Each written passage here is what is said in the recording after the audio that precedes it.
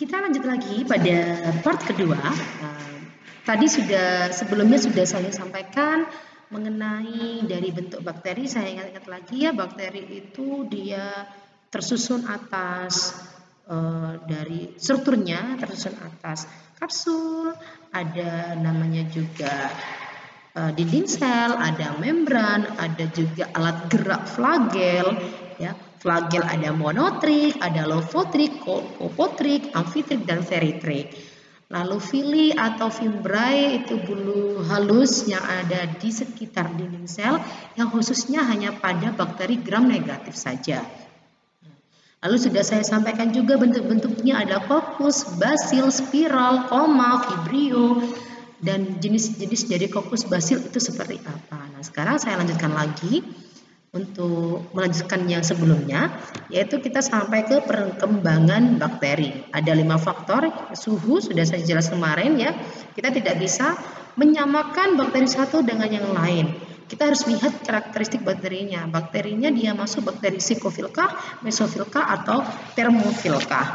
Nah, di situ kalau bakteri yang termofil tidak bisa kita berikan terapan dengan seperti bakteri psikofil. Kelembapan, sudah saya sampaikan kemarin. Kalau orang yang terinfeksi bakteri itu jangan sampai lingkungannya lembab, karena bakteri itu suka dengan kelembapan yang sangat tinggi. Kadarnya sampai 85% loh. Dia bisa berkembang biak lebih cepat kalau kondisi lingkungan kita lembab. Sumber energi. Sumber energi ini ketika Anda akan melakukan perkembangbiakan bakteri, ketika Anda akan melakukan isolasi untuk menumbuhkan bakteri di medium lain, otomatis dia harus diberikan energi di dalamnya. Karena bakteri pun juga butuh hidup, dia butuh asupan untuk hidupnya. Kalau energi tidak ada asupan yang dia gunakan dalam lingkungan tersebut, maka bakteri tersebut akan mati.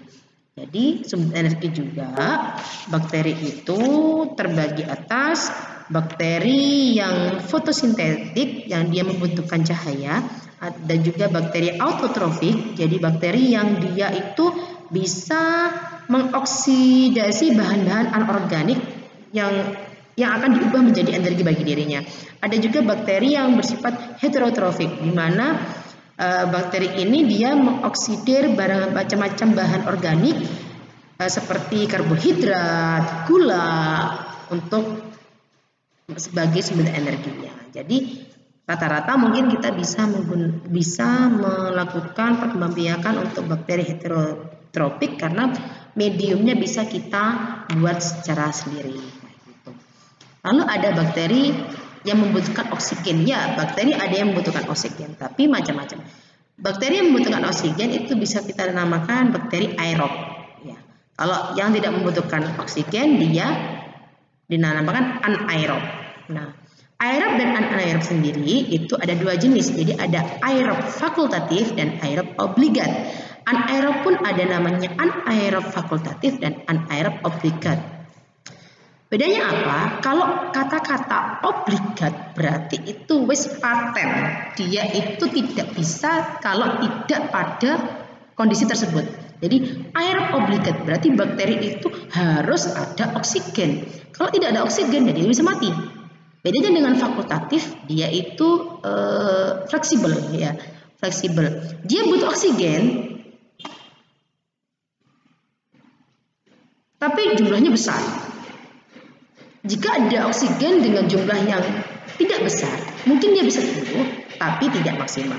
Tapi kalau obligat, dia hanya tumbuh kalau ada oksigen. Kalau nggak ada oksigen, dia tidak akan bisa tumbuh. Anaerob, dia itu bakteri yang membutuhkan anaerob fakultatif, dia itu bukan tidak membutuhkan oksigen. Jadi fleksibel juga. Kalau anaerob fakultatif, dia itu masih butuh oksigen tapi sedikit aja, dalam jumlahnya sedikit. Tapi kalau anaerob obligat paten, dia itu tidak membutuhkan oksigen sama sekali. Cahaya. Bu, tadi katanya Ibu, kalau orang yang kena TBC, dia harus kena cahaya biar bakterinya itu, karena bakteri seperti kelembapan. Iya.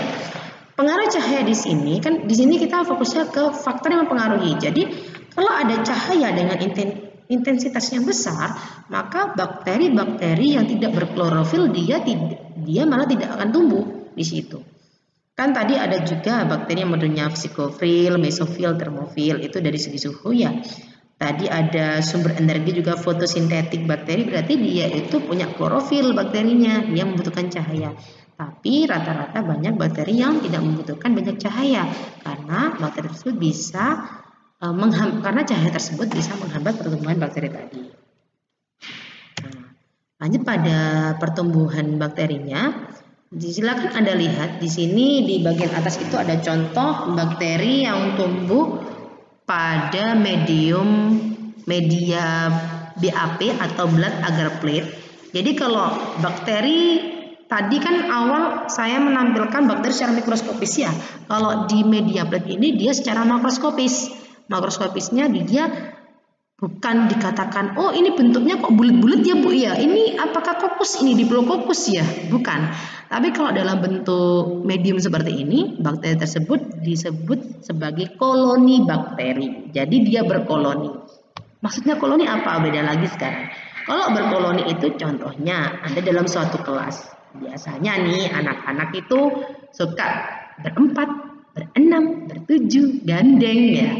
Nah sama di sini bisa Anda lihat di strik bagian kiri itu dia gandeng, berarti itu satu koloni.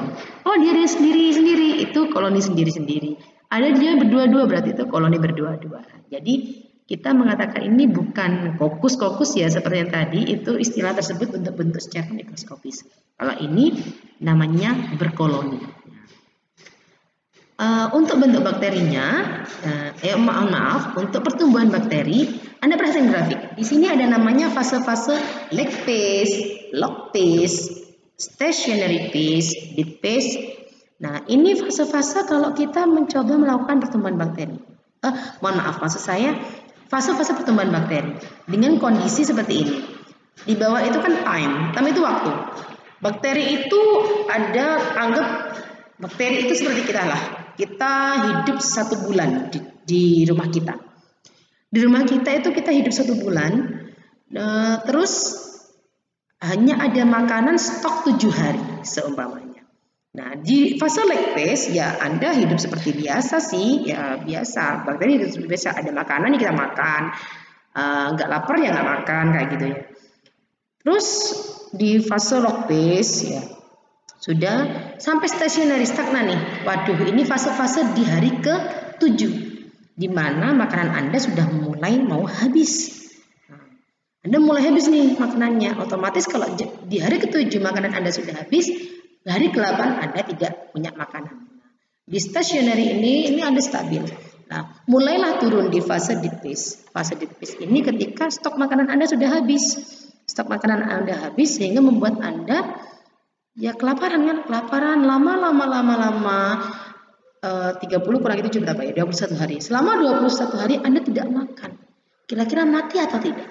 Manusia aja bisa mati, apalagi bakteri. Nah kayak gitu.